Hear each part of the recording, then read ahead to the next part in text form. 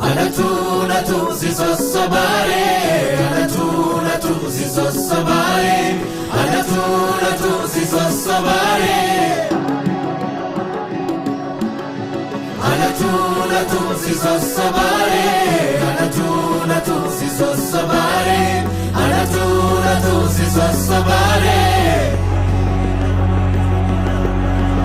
Simboda fe bareda kyunda chalchize Anatu maka kewa melelize Simboni folisi lisa kumbijala Ala ba baredina kotalala Baredo janane uste urjiloti Dursite natasa upanni bonti Baredo janane uste urjiloti Dursite natasa upanni bonti Charako hamanara marmare Bonni kedide Sumate jale,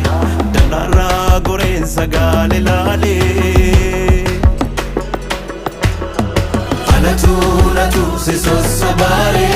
Anatu si sosobare, Anatu si sosobare, Anatu si sosobare, Anatu si sosobare, Anatu si sosobare.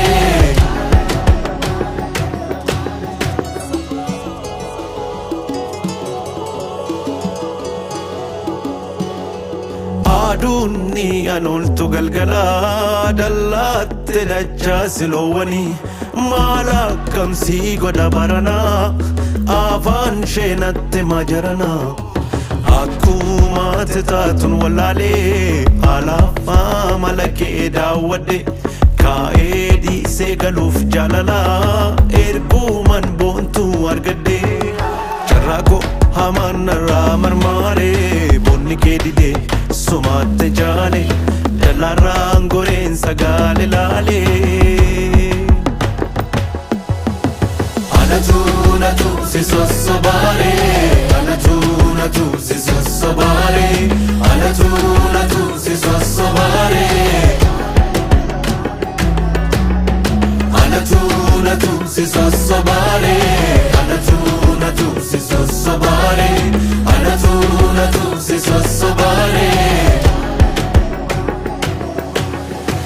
Adida babura murani karan dirreda wawara nama nata disini jadani wae ke hunda dagera kena mi dagina simbo rabbi si badase umera bare dugurati simbro